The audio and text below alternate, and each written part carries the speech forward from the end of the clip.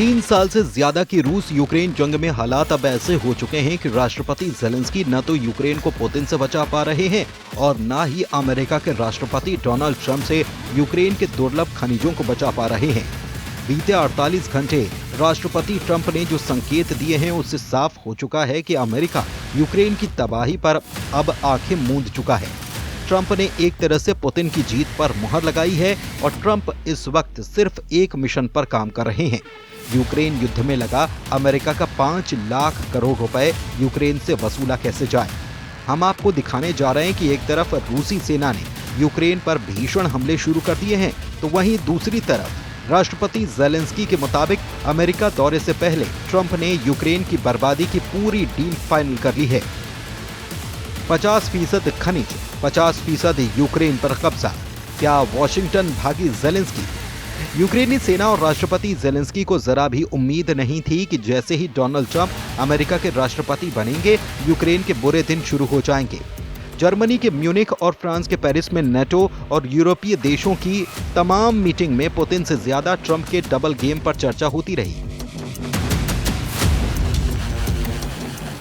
NATO और यूरोपीय देश हैरान हैं कि आखिर ट्रंप आंख मूंदकर पुतिन का साथ क्यों दे रहे हैं, जबकि अमेरिका दशकों से यूरोप और नेटो देशों का कट्टर समर्थक और सहयोगी रहा है।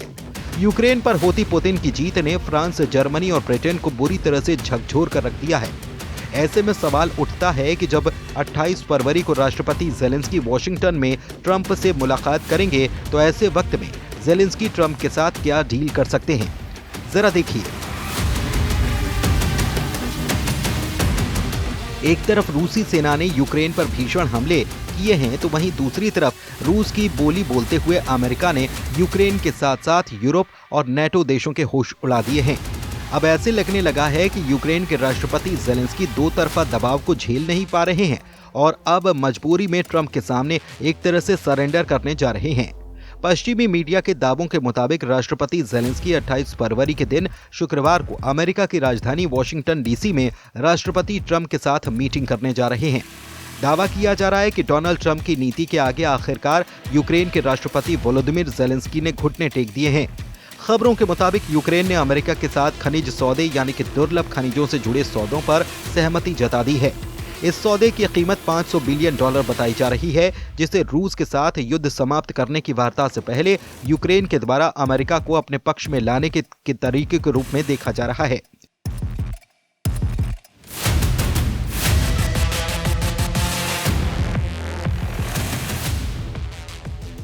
कुछ दिन पहले ही राष्ट्रपति ट्रंप ने जेलेंस्की को तानाशाह बताया था।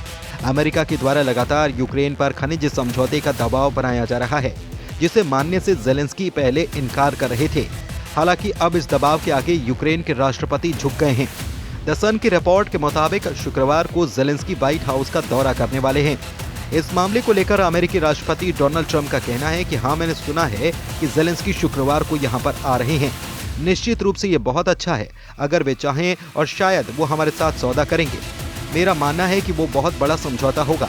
मैं समझता हूँ, जैसा कि आप पोलिंग में देख सकते हैं कि अमेरिका के लोग बेहद खुश हैं। आपको मालूम है कि बाइडेन कॉटन कैंडी की तरह पैसे को इधर उधर बांट रहे थे। ये बड़ा समझौता होगा, ये $1 ट्रिलियन का सौदा हो सकता है। इधर दूसरी तरफ नेटो सेनाएं रूस के मुकाबले के लिए जोर शोर से तैयारियां कर रही हैं। खबरों के दावों के मुताबिक जब से यूरोप और नेटो देशों को एहसास हुआ कि ट्रंप किसी भी कीमत पर अब रूस के खिलाफ सख्त कदम नहीं उठाएंगे, उसके बाद से यूरोपीय देशों ने अपने दम पर नया मोर्चा खोल दिया। अब सवाल ये उठता है कि अमेरिका के बिना ये नेटो और यूरोपीय देश रूस के खिलाफ क्यों खड़े हुए हैं, जरा इसे भी समझ लीजिए। अमेरिका ने मंगलवार यानी कि 25 फरवरी को संयुक्त राष्ट्र महासभा में यूक्रेनी प्रस्ताव के खिलाफ रूस के समर्थन में वोटिंग की, जिससे कि यूक्रेन के साथ साथ यूरोप के होश फाख्ता हो गए हैं। यूक्रेन ने रूस के साथ युद्ध को 3 साल पूरे होने पर यूएन में एक प्रस्ताव पेश किया था।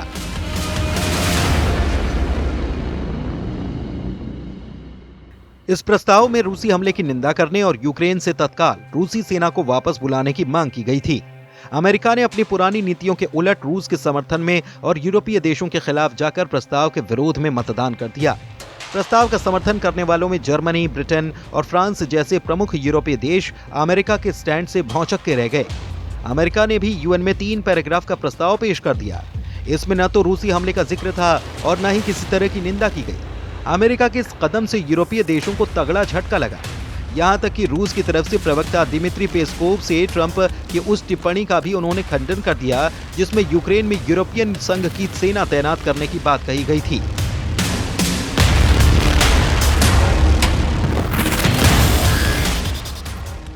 यानी कि पुतिन का रूस जंग के मैदान से लेकर जंग की डील दोनों ही मोर्चों पर भारी पड़ रहा है, जिसे नेटो देश बर्दाश्त नहीं कर पा रहे हैं।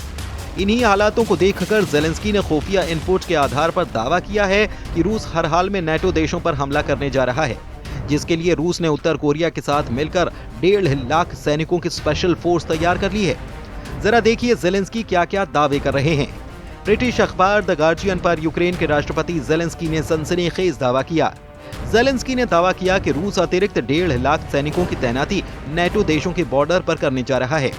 यूक्रेनी राष्ट्रपति वोलोदिमिर ज़ेलेंस्की ने दावा किया है कि रूसी सेना तेजी से बढ़ेगी।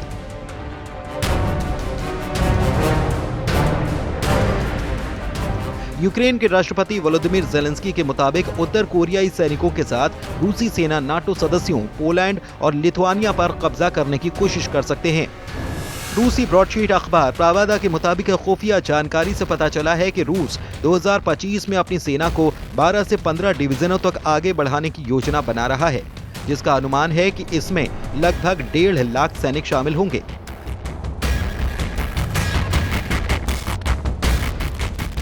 ज़ेलेंस्की का साफ कहना है कि रूस की सेना आकार और संख्या में यूक्रेन से दोगुनी है।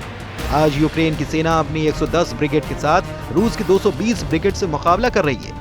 ऐसे हालात में रूस अतिरिक्त 1.5 लाख सैनिकों के साथ नेटो देश पोलैंड और लिथुआनिया पर हमला आसानी से कर सकता है। वहीं वोलोदिमिर ज़ेलेंस्की ने कहा कि मेरा मानना है कि रूस के राष्ट्रपति पुतिन नेटो देशों के खिलाफ अगले साल जंग की तैयारी कर रहे हैं।